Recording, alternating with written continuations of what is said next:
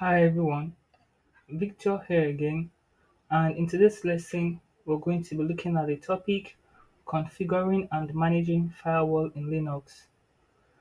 One of the system features that keep your enemies away far from you is the firewall, and as you can even hear the name, a wall that is built with fire. So firewall is a feature that is used to protect your system away from unwanted traffic. And the way Firewall protects the system from unwanted traffic is by using rules called firewall rules. So if this is your system and if firewall is started and enabled and you have created or added your desired rules on the firewall, if there is a traffic coming into your system, the traffic hits the firewall first and the firewall checks its rules to see if it can allow the traffic. And if the firewall rules confirms the traffic coming in, it allows the traffic. It says, "Oh, my friend, you are welcome. You can come in, my G." But if the rules doesn't conform to the traffic, the firewall says, "You bloody idiot, get out," and it doesn't allow the traffic to come into the system. So that's what a firewall is basically. And I cited an example for inbound traffic. This is also applicable to the outbound traffic. So a traffic can either come into the system or it can either go out of the system. So this is what a firewall is basically. Both the software based and the hardware based firewall, they both protect the system or network as the case may be. So for a Linux system, when it comes to firewall, you cannot talk about firewall without talking about net filter. And what is even this net filter? Net filter is a framework in the Linux kernel that is used to address anything related to network functionalities. And since firewall is also related to network or network function, the net filter is used to address rather the firewall. So basically, whenever we're managing anything related to network, it simply means that we're managing net filter. So whenever we're managing firewall, we are managing net filter. For some older Linux distributions, the net filter was managed by the iptable firewall tool, and IP tables seem to be a bit complex, hence the likes of Red Hat distros decided to build a firewall tool called Firewall D and NF tables so as to be able to manage the net filter. The Firewall D and the NF tables seem to be a bit less complex compared to the IP tables. Firewall is very effective for managing firewall, and NF tables too is also used for managing a very high level of firewall when it comes to firewall management. So as a result of this, Red Hat deprecated the use of IP tables in the newer versions of our distributions. And that does not mean that IP tables cannot still be used. IP table is actually very flexible but complex. And as you also know that Debian is a big boy on our own and do not like to copy anyone. Hence, Debian distribution also decided to build the uncomplicated firewall tool called UFW. So this, which of course, Ubuntu is a derivative of Debian. So Ubuntu too uses the UFW tool, and in the newer versions of Ubuntu, the iptable firewall tools too has been deprecated and replaced by the UFW. And maybe someday I'll also build my own firewall tool to manage the net filter and I'll call it Vicky Vicky. So that's the relationship between firewall and net filter. So having understood the relationship among net IP tables, firewall D, UFW, NF tables, let's get to the action time section. And before we get to the action time section, we're going to do things differently in this lesson.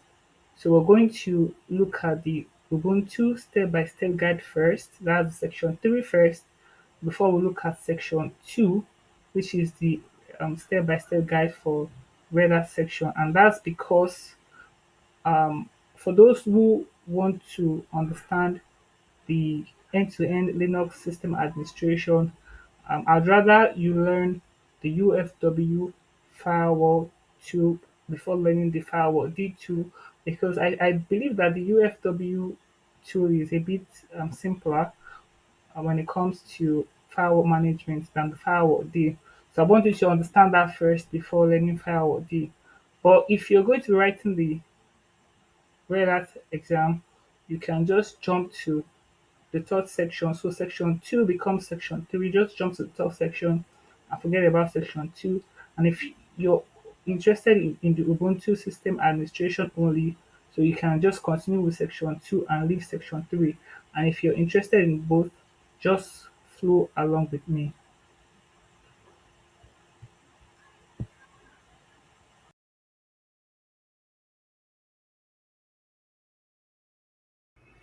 So this is my Ubuntu system. And like I mentioned in the understanding the subject matter section, that the way we use a firewall to protect our system is by using the firewall rules. And we can leverage on the existing firewall rules, or we can create or add a new set of firewall rules to the firewall. Actually, most times we do add new sets of rules to suit our needs. So to see the current firewall rules, we can use the command ufw status. This will show you the firewall rules that we have on the system, which you can see here.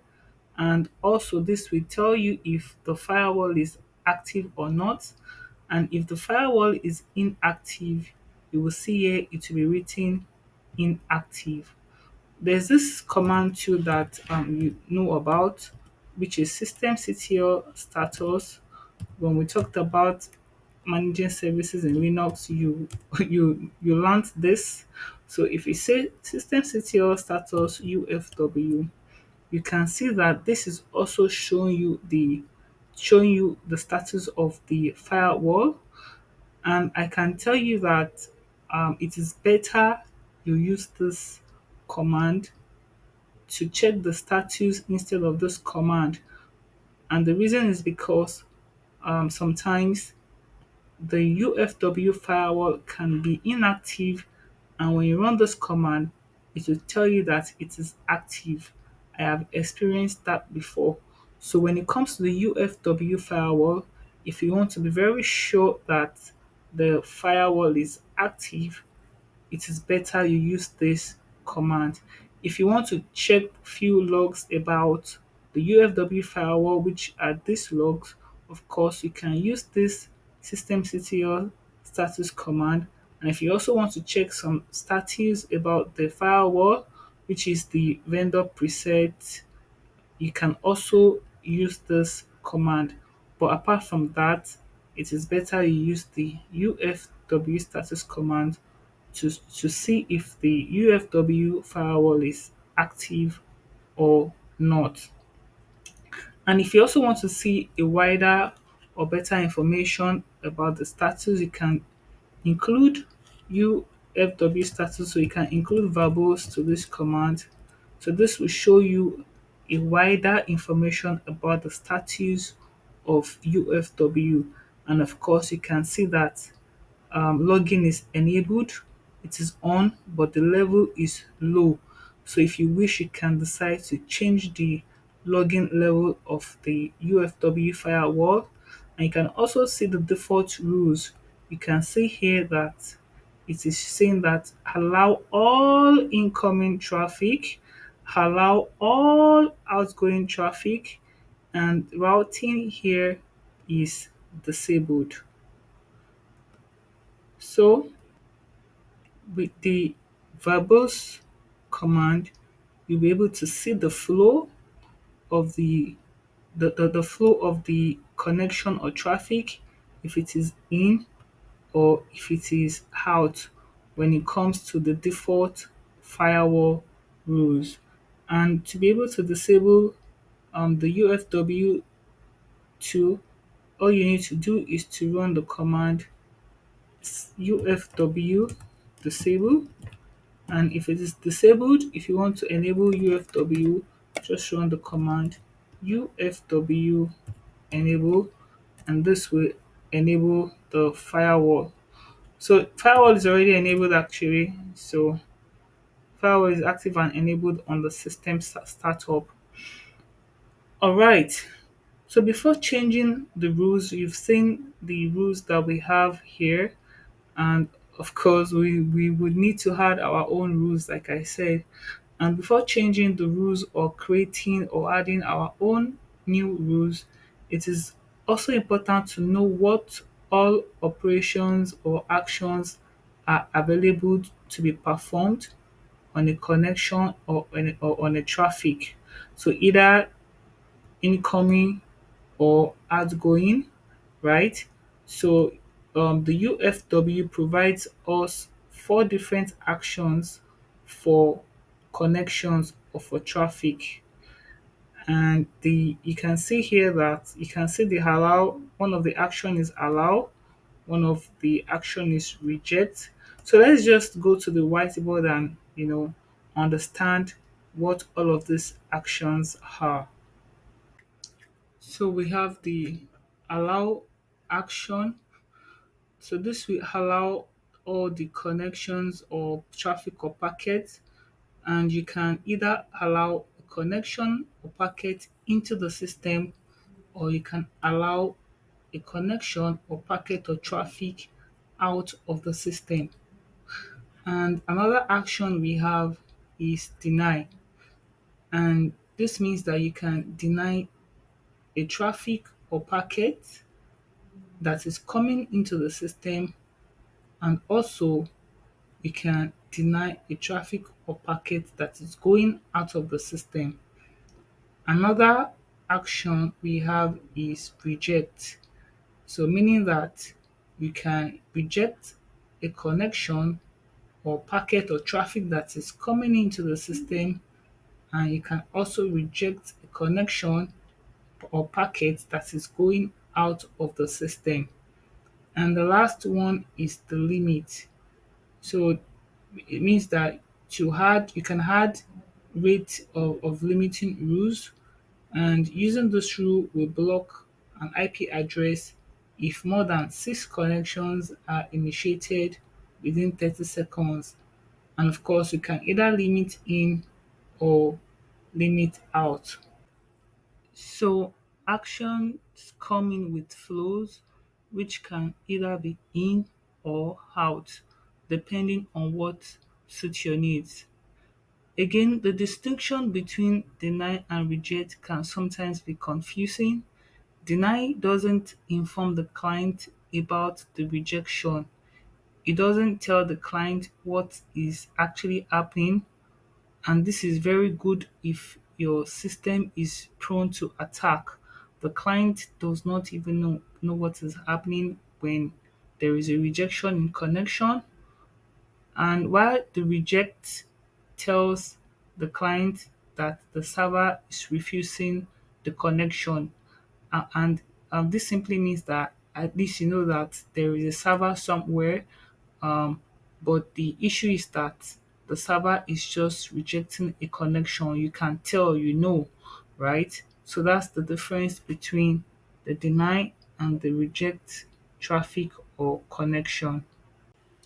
Let's talk about the rules for port, that is adding and removing the port rules from the firewall. So for rules, the syntax usually go in this format, which is UFW followed by action, right? Then followed by flow and followed by the port number. So for example, if you want to allow port 32, we're just going to use the command UFW. Action is allow. Of course, action can be allow, deny, reject, and followed by the flow, which is either in or out, and followed by the port number, which is 32. And if I say enter, you can see that the rules have been added. You can see that I did not add flow here, and that's because if I did not add the flow, which is in or out, it will automatically or by default um, assume that the flow is in. If I want it to be out, of course, I need to add the flow. So here, if I still say, allow action in, it is already added. So that's why it's saying that it's keeping the rule. So for the inbound traffic, I can put in or I might not put the in. But if I'm specifying for the outbound traffic, I need to add out here. And again, if I do UFW status, you will see that the rule has been added. We added the port 32, and if you look at here, you can see that port 32 is allowed. And again, if you do not specify or include the protocol when applying the rule, it will be applied for both the TCP and UDP protocol type. If you want a specific protocol, you need to specify it. And that is why if you see here, you can see that port 32 is allowed here, right? And port 32 is also allowed here. And this is very simple, especially when it compares when you compare this to firewall D. For the red firewall D, understanding this rules is very simple. So for example, you can see that from anywhere you would allow port 32 into the system. And like I said, if you want to specify a particular protocol, you can just say allow 32. So let's say UDP, and then it's going to allow the UDP protocol for port 32. And if I do UFW status, you can see that the UDP protocol has been allowed for port 32. I'm just going to clear my screen, and again, similarly to deny a port, you can use the command UFW deny. So to deny port 32 TCP, I can just say UFW deny 32 TCP. And if I say enter, you can see that the rule has been added. And if I want to check again, I can say UFW status. So if you look at the rule here, we're looking for deny. All right, so for the IPv4, you can see that it is deny, and for the version 6, you can see that it is also denied. This is not showing if it is in or out, and that is why I love to use the verbose option. So if I use the verbose option here, it will tell me if it is in or out. And if you look at it here again, you can see that it is deny in. So I just love to use the verbose option. And you can see here, so let's say this is even for 32 TCP and it is allowed in, right? You should know that in UFW, the order of rule is significant.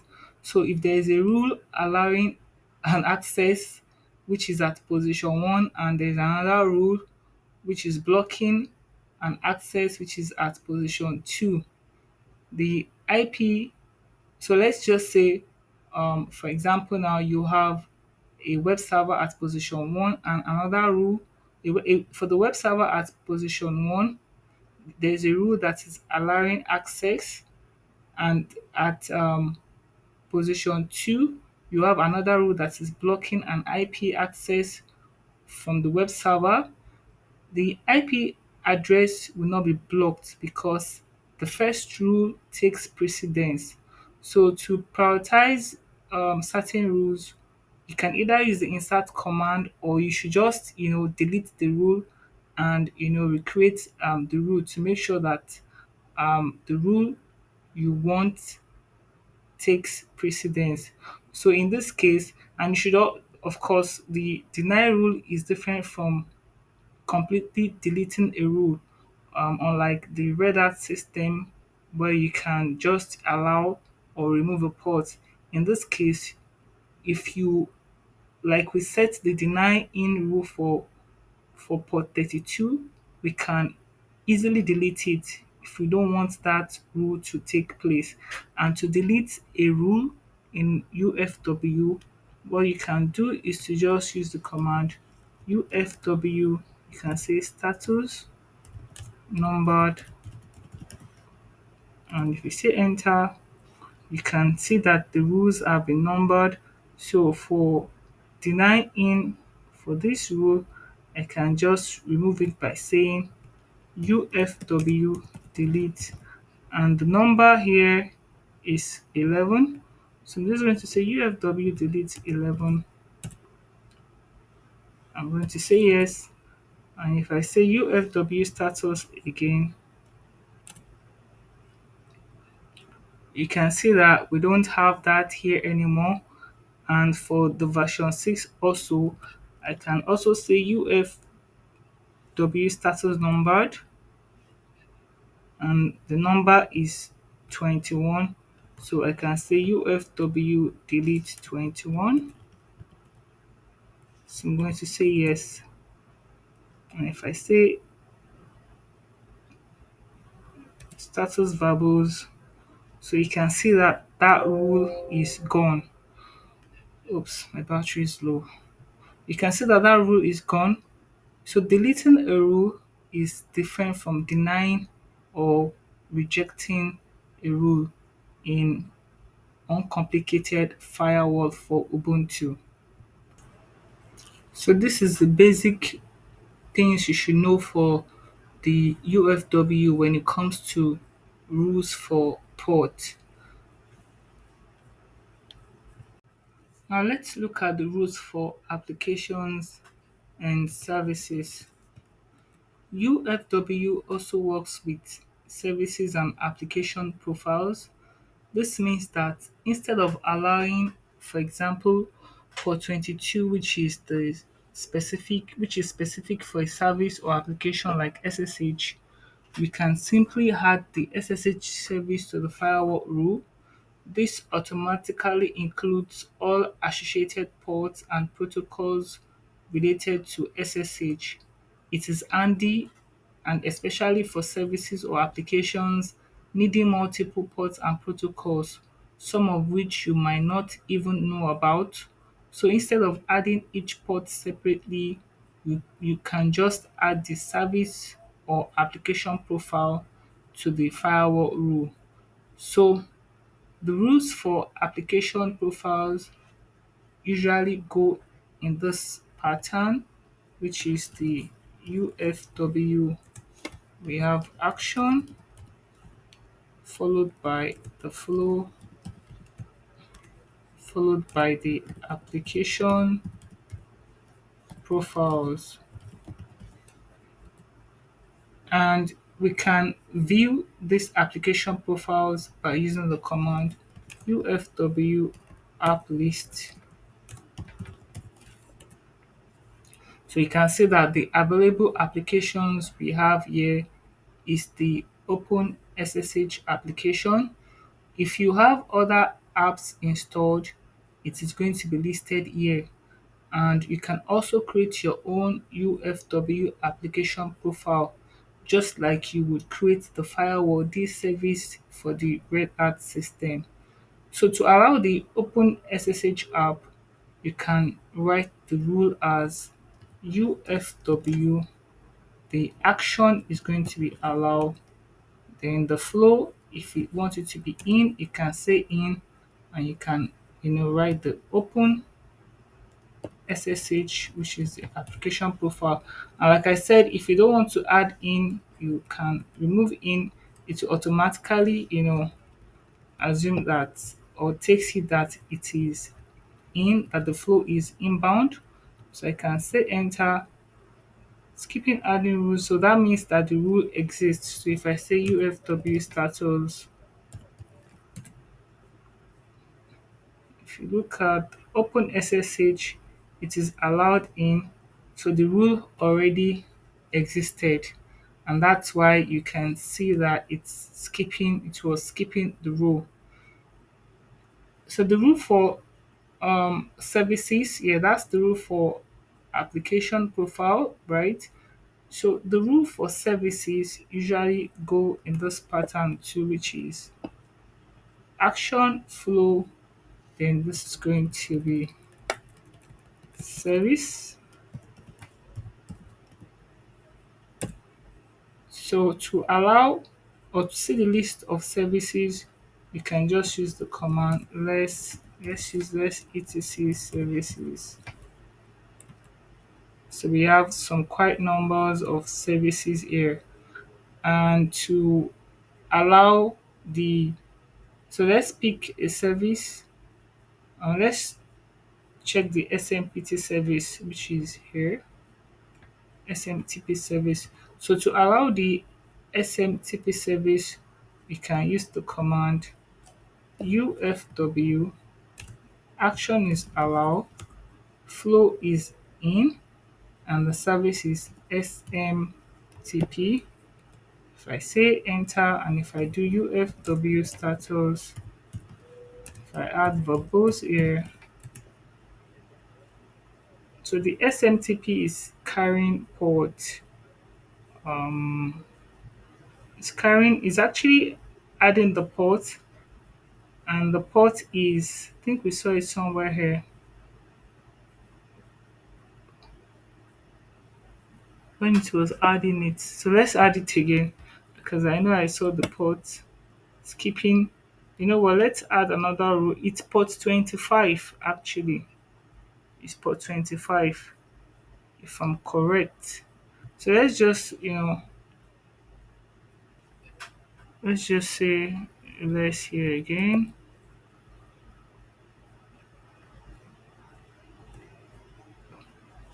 You can see here that the SMTP here is port 25. So it has actually added the rule here, which is port 25, and it is allowed in. And again, you can either mention the protocol. If you want it to be UDP or TCP, you can always mention the protocol. And for outbound rule 2, that's for the outgoing connection. If you want the SMTP to go out, so you can just say UFW, action is allow, then you can specify out, you can say SMTP, and if I do, okay, this existed already, so if I do verbose, UFW status verbose,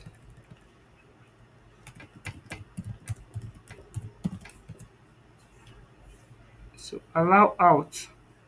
So this existed actually. So you can see it here.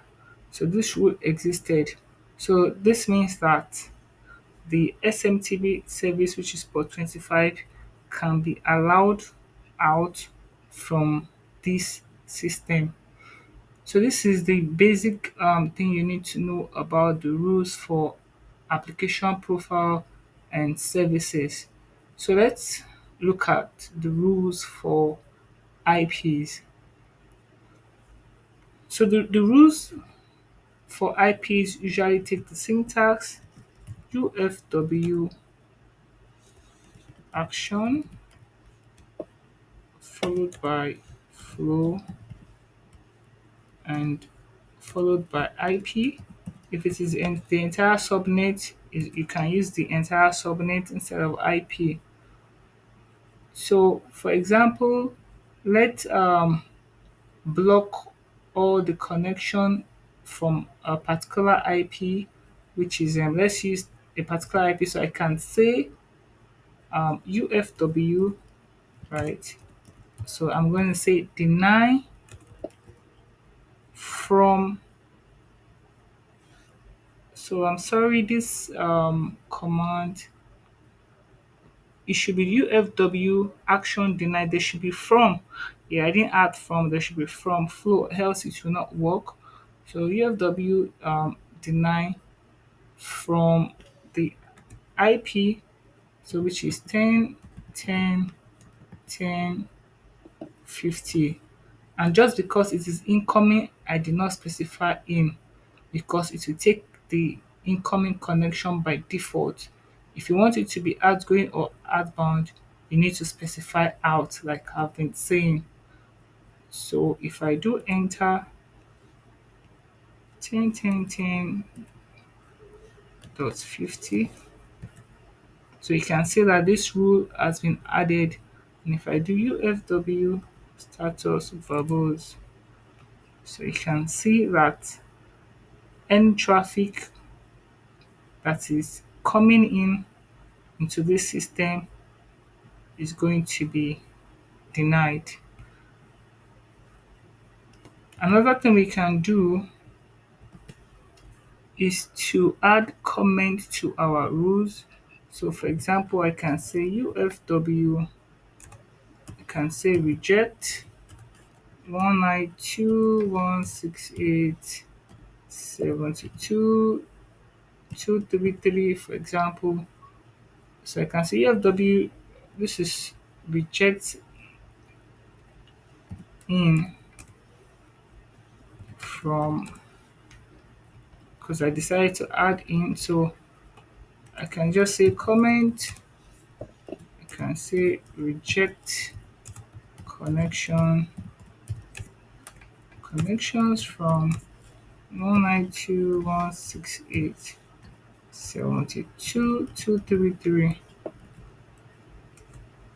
I can say enter, and I can say status variables.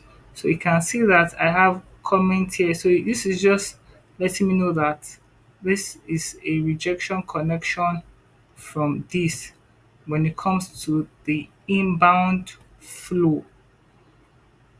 So this is this is the basic rule you should know about adding IP rules to UFW. Now let's change some default UFW rule.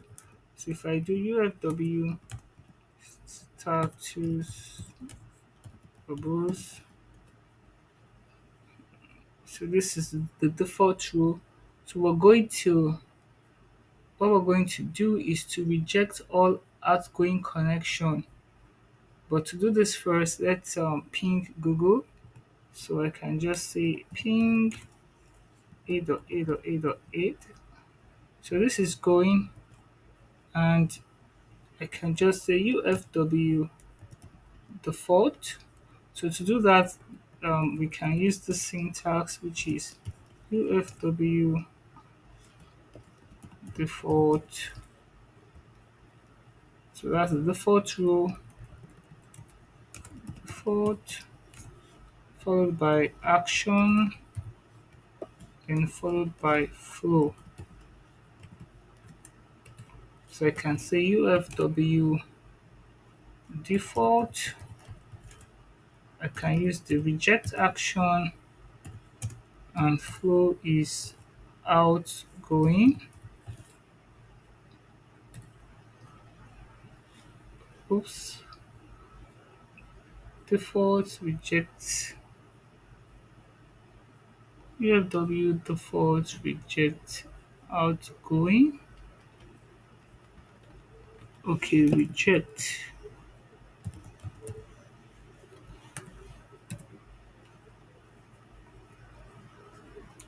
So you can see that the default outgoing policy is now changed to reject. So if I do UFW status variables again, you can now see that for the outgoing now we have that it is reject. unlike when we add it before, which is allow. So if my outgoing connection is rejected, or my outgoing connection if it's rejected, so if I ping Google again, let's see if that would work. So you can see that I cannot ping Google anymore. So I'm going to take this back to status quo, or status quo rather, and I'm going to say UFW default accept outgoing,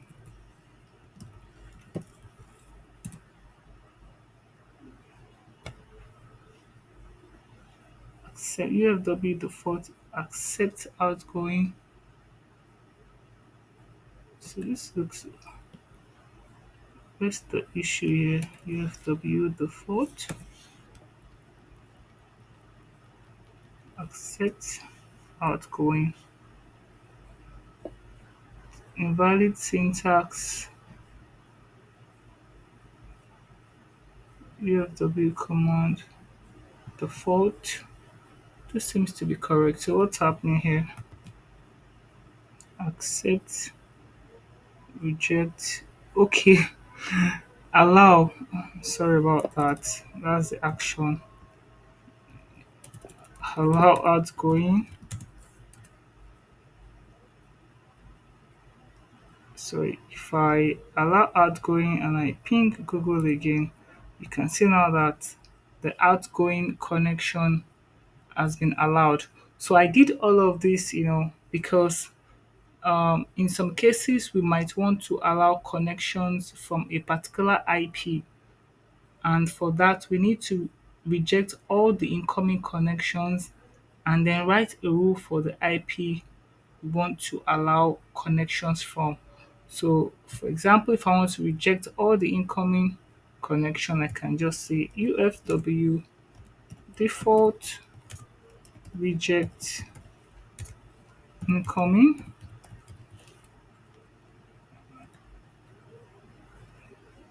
So now I can now say UFW allow in from just this IP 192.168.72.234, for example. And if I say UFW status, so you can see that um, I can allow connections from this IP only. And that's because if I do UFW status variables,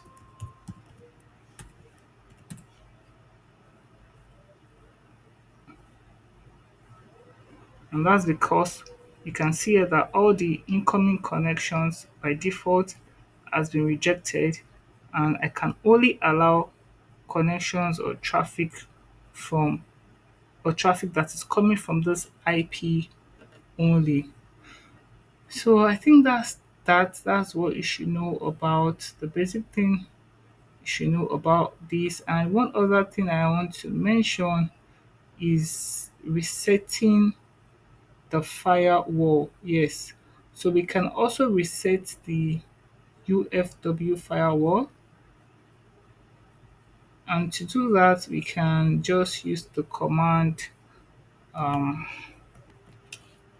yes, so before we do that, that reminds me, sometimes too, this also works for services, especially the SMTP services when it comes to, and also, yeah, um services that has to do with you sending some particular logs to as well. So we can write a rule to block, for example, the SMTP services for all IPs, and allow SMTP service for only the host within the IP, within a particular IP. And so this is what I mean. I can say UFW reject in SMTP, and I can say UFW allow in from, for example, I can use this IP 192.168.72.235. So I can say to any port SMTP, and then I can just comment and say SMTP allowed only from 192.168.72.235. So you can see that this rule has been added. I had to mention this because you might want to do this practically, right? And like I was saying that you can reset the UFW firewall. So if I do UFW status verbose, we have a lot of rules here. So let's say you just want to reset your firewall rule, all you can do is to just do UFW. You can say reset, and this is going to reset to the factory. When I say factory settings, and if I say UFW status verbose again, you can see that the factory setting is showing that UFW is inactive. And like I said, if I like I mentioned, at the beginning of this section, if I do status UFW, you can see here that UFW is showing that it is active here, but really it is inactive. So for me to make it active, I can say UFW enable, and I can say yes, and I can say UFW status again, verbose. So you can see that this is the default UFW status without much rules except the default rule. And if you want to use the man pages of UFW, you can say man UFW, because you get to see some examples on how to use the UFW better in a better way. So I can just press Q to quit. And if you want to check for the UFW app, you can just do this too as well. All right, so thank you for watching. This is for those that are interested in Ubuntu part only. This is where the section ends. So now let's get to the next section, which is how to manage the firewall D for the Red Hat systems.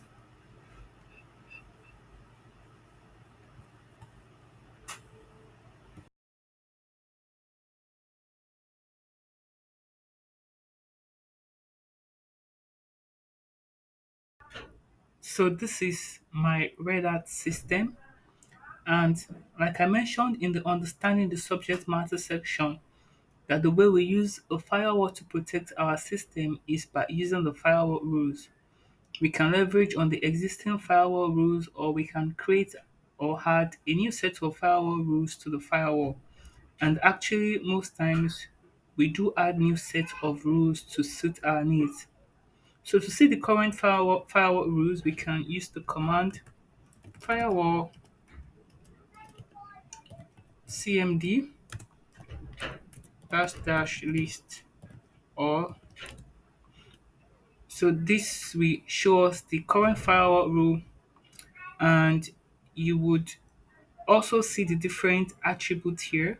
Don't worry, we'll get to understand all of these attributes as we move on. And if you want to check if firewall is running or not, of course, you can use the command firewall cmd state. So you can see the firewall is running. And if you also want to get more information about the firewall, this service status, you can say you can use the normal system ctl status firewall D.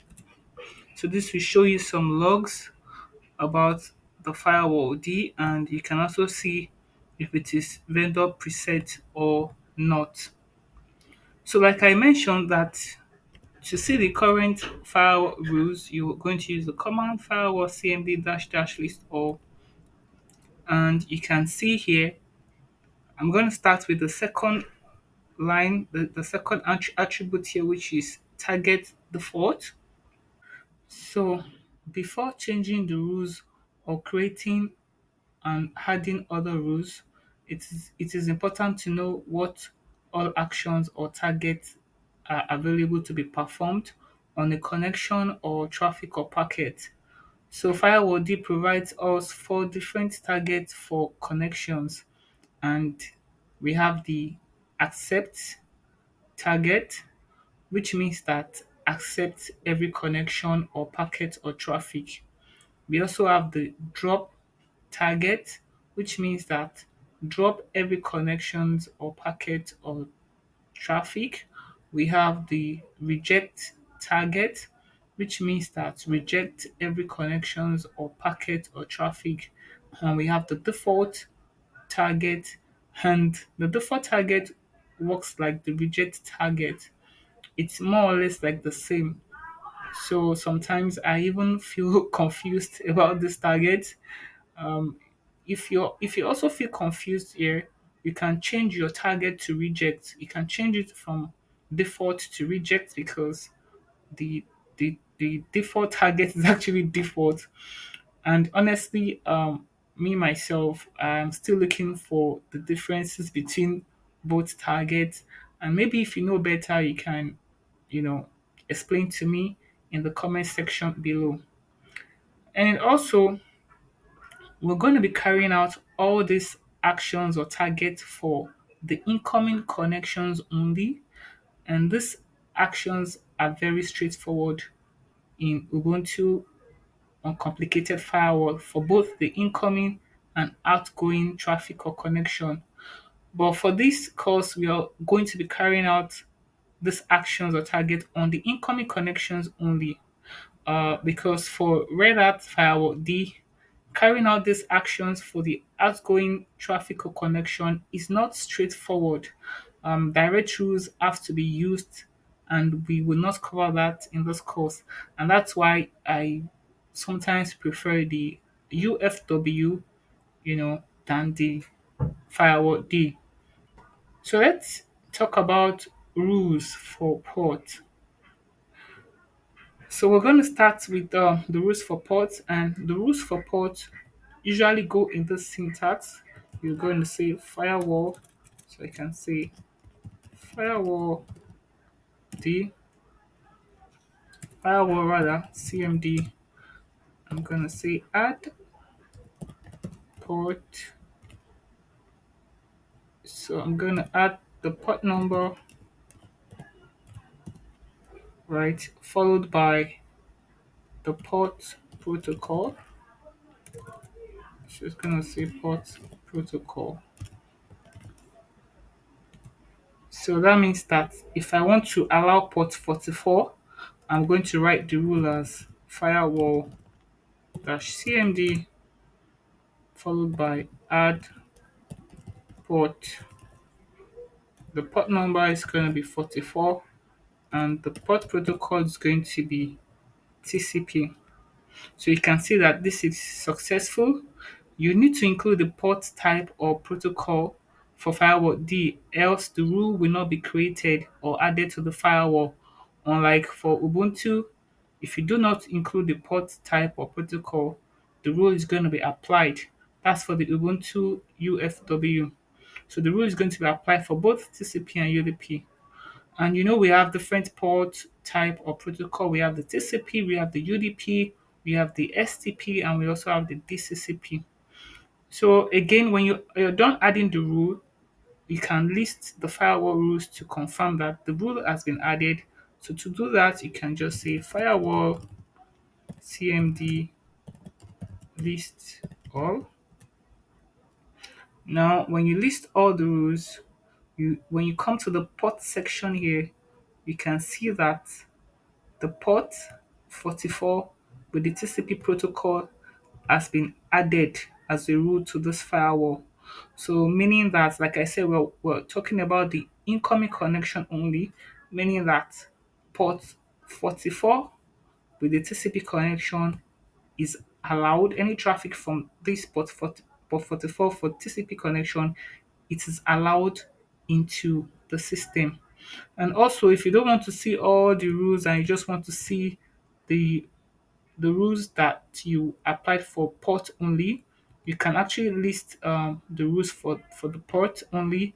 And to do that, you can use the command firewall cmd list port. I don't know why my tab is not working here. So you can see that these are the ports that have been added to the firewall rule, to the firewall rather. And when you look at the rule here, you can see that these are the ports. So sometimes you might not just want to list, every rule. You just want to list only the ports that can be allowed on the firewall. So this is the command that you're going to use. And you should know that in Firewall D, when you apply rules like this, they are not persistent. To make your changes persistent, you need to run the command firewall cmd followed by, so because it's a runtime, so we can say runtime to persistent, or to permanent rather. So this is success. Now this means that you have made these changes persistent. And when you reboot, these changes becomes permanent. And if you don't want to do it this way, you can also add permanent when you're creating the rule. So for example, at the end of the rule, you can just say permanent. Sorry, that's dash dash permanent. The rule is been added, and that's why you're saying warning already enabled. And if you don't want to put it at the end of the command here, you can also put it at the beginning of the command. You can say permanent, right? So again, of course, the rule has been added. So you either do it this way, or you make sure that you run this command to make your changes persistent. Else, when you don't do that, your changes will not be persistent when your server is being rebooted. So what we can do again is to check the attributes of this firewall rule so that we can understand as we keep going. So if you look at the third attribute here,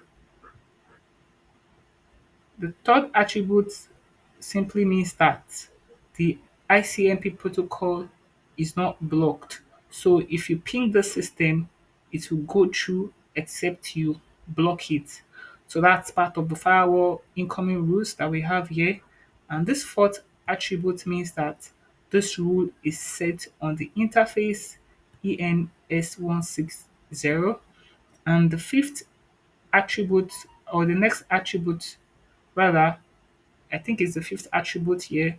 So this means that traffic from this IP source is allowed into the system. And for this next attribute, this shows the list of services that are allowed into the system. You will understand this better as we go on. And for this next attribute, this shows the list of ports that are allowed into the system. And for this next attribute, this shows the protocol type that are allowed into the system, but we don't have any for now. So the protocol type, when we have the protocol type in form of the IPs, you're going to see it here. And also the next attribute shows that port forwarding is enabled, and this shows that masquerading is not enabled. And of course, when port forwarding is enabled, we don't have the list of ports that have been forwarded yet. When we have the list of ports, you're going to see them here.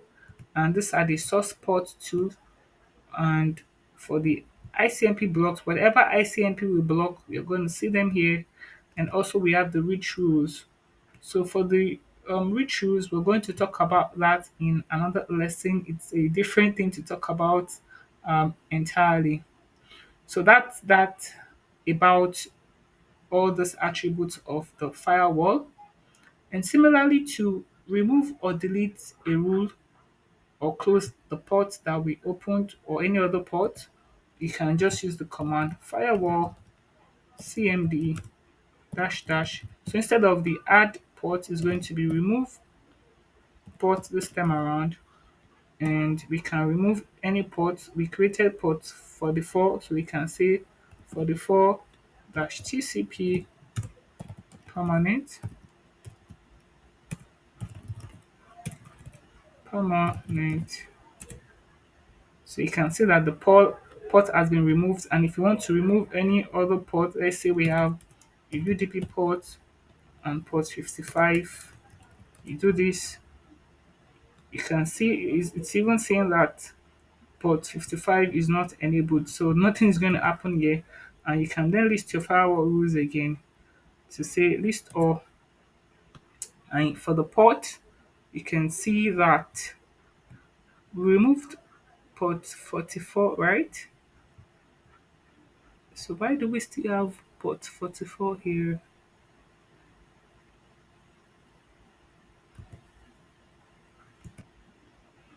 I'm going to do this again.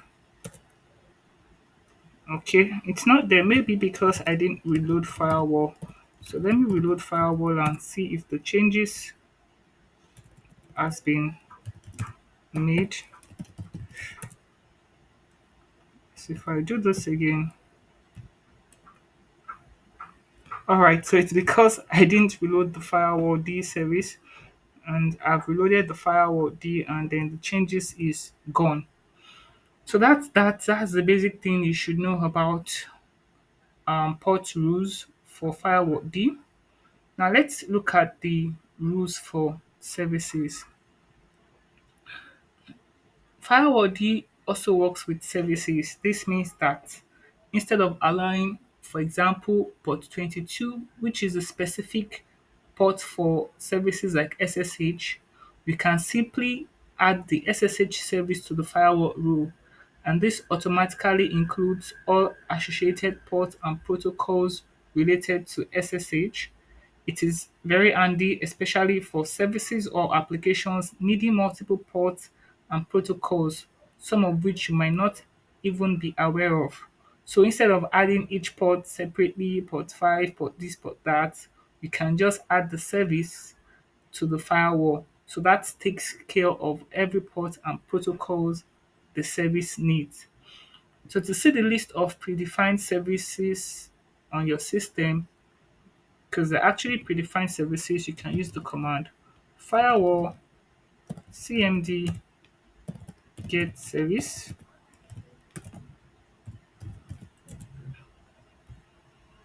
firewall cmd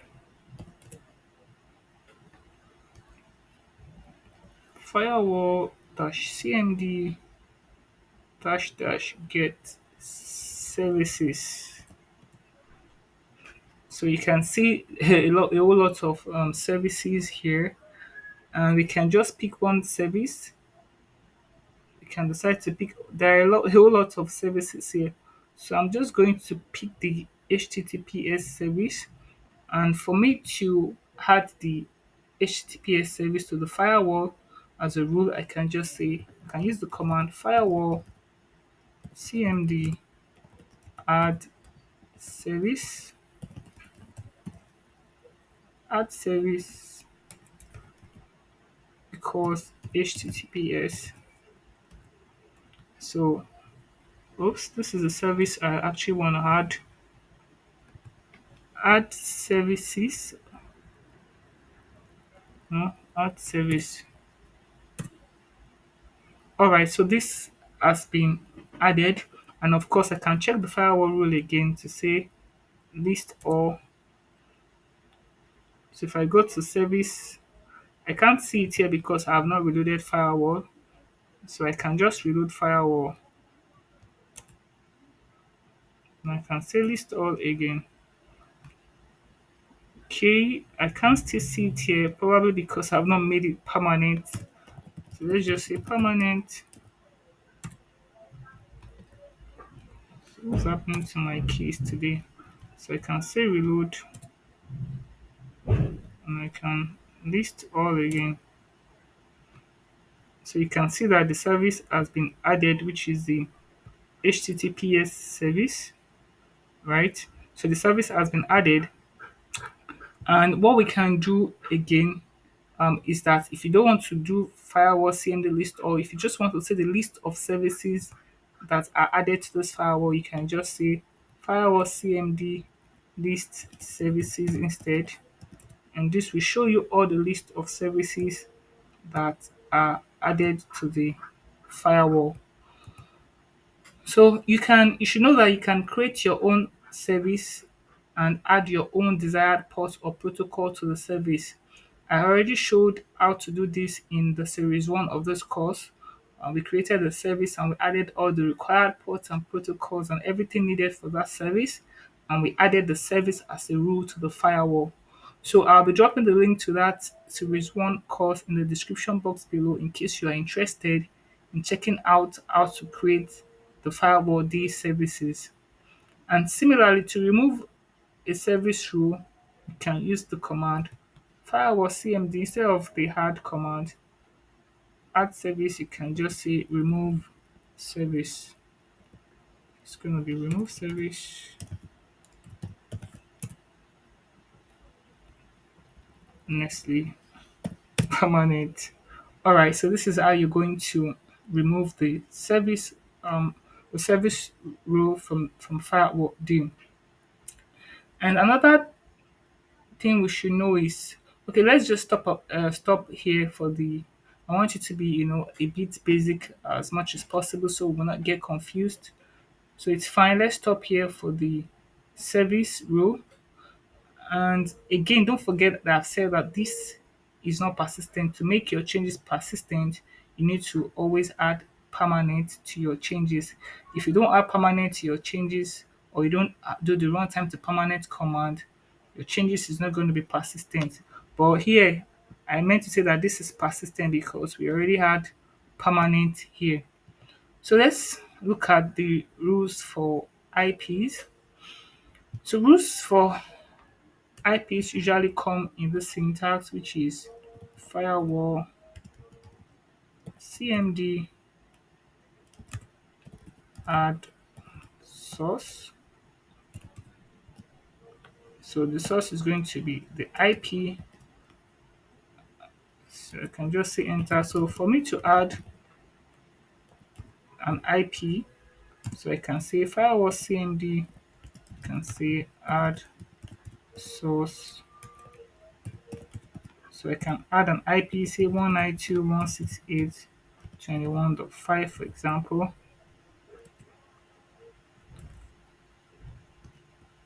Add source. So you can see that this IP has been added,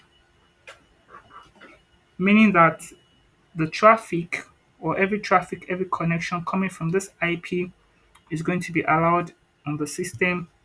And I can list all to check if this has been added. I mean list all. You can see that it's been added. So traffic from this source system is going to be allowed, and also we can specify an entire subnet if we want to. If you don't want to specify by if you don't want to specify IPs by IPs. So in case of emergency such as system attack, you can cut the attacker by disabling all network traffic. And to do that, you can use the command firewall -cmd panic on. I don't want to do this because I feel that, or I know that I'm going to get disconnected from the SSH from this session. So this is just a way to cut off everyone from the network by the time you sense that there is an attack. So you're going to turn on the panic mode, and to turn off the panic mode, if you want to turn it off, just do the same command, and every firewall rules will be restored. And to confirm if the panic node is turned on or off, you can just use the command --query panic, right? This is firewall CMD. So you can see that the panic mode is turned off. So this about the rules for IPs and panic mode. You would see that when we're talking about the attributes of this firewall rules, I decided not to mention the first attribute, which is this. The first here is public active, and that's because I don't want us or I don't want you to get confused. The This attribute is actually called the firewall zone. There are many or there are different types of firewall zone, and our active zone here is public. You can see that active here is public, and you see Firewall D uses the zone concept, and this means that every rules that we set will be applied to the active zone by default, except we specify otherwise. So zone carries the firewall rules, and you can use any zone you wish to use depending on the need. But for me, most times I use the default zone, which is the public zone, and it is enough to do whatever I want to do with regard to the firewall on my system. So I've talked extensively about the firewall zone, their types, and how you can create your own predefined zone in the series 1 of this course. So I'll be dropping the link to that course in the description box below so that you can check it out if you're interested in doing that. So I just want to say thank you for watching. I know this is a very long lesson. I just needed to take my time to explain better because firewall is very important on the system. You should know how it works. So thank you for watching, and please don't forget to subscribe, like, share, comment. And when you do this, you encourage us to do more. And bye for now.